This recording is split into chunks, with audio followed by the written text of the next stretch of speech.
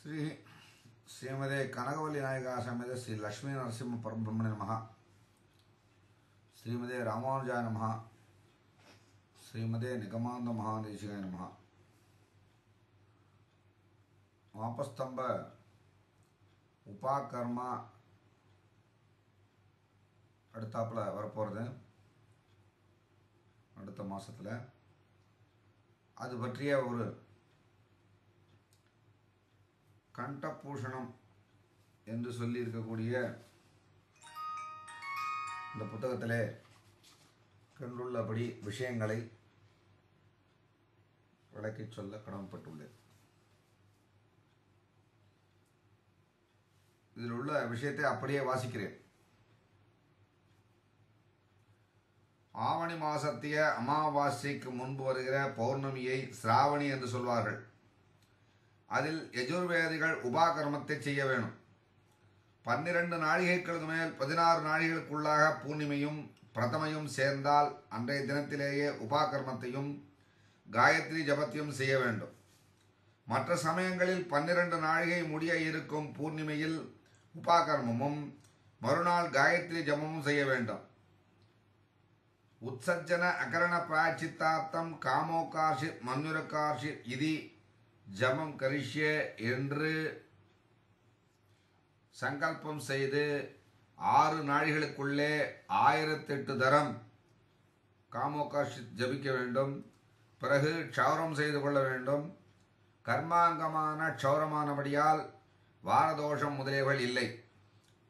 சிராவண மாசத்தின் சிரவணத்திலாவது பூர்ணிமையோடு கூடின அஸ்தத்திலாவது ரிக்வேதிகள் உபாகர்மம் செய்ய வேண்டும். புரோட்டபத மாசத்தில் பஞ்சமியோடு கூடின அஸ்த நட்சத்திரத்தில் சாமகர்கள் செய்ய வேண்டும்.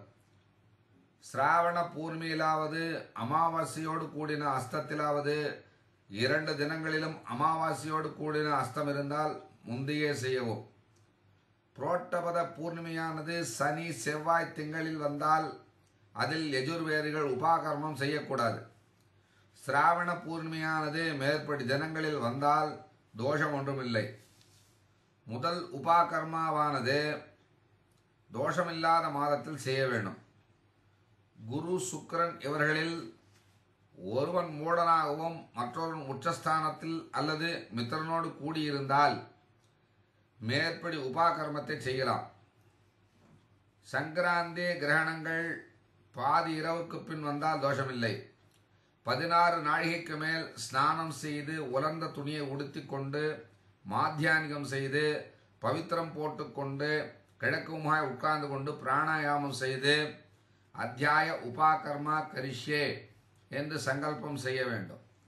பிரம்மச்சாரியானால் ஒரு பூணல் போட்டுக்கொண்டு ஆச்சமனம் செய்து முஞ்சி மான் தோல் தண்டுகளை மந்திரத்துடன் தரிக்க வேண்டும். கிரகஸ்தனானால் 3 அல்லது 2 பூணல்கள் ஒவ்வொன்றும் மந்திரம் ஆச்சமனத்துடன் போட்டுக்கொள்ள வேண்டும். பிறகு ஸ்நானம் செய்து 2 தரம் ஆச்சமனம் செய்து வடக்குமாய் தீர்த்தத்தில் இறங்கி நிவேதம் செய்து கொண்டு, அதாவது பூணலை மாலையாக போட்டுக்கொண்டு கட்டை விரல் பூணூலை சொற்றிக்கொண்டு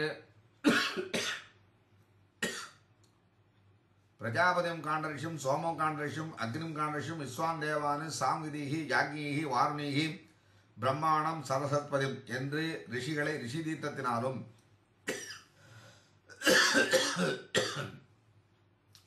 பிரம்மாவை பிரம்ம தீர்த்தத்தினாலும் ஒவ்வொருவரையும் எள்ளு அரிசி ஜலத்தினால் தர்ப்பணம் செய்து ஆச்சமனம் செய்து உலர்ந்த துணியை உடுத்தி கொண்டு 2 தரம் ஆச்சமனம் செய்ய வேணும்.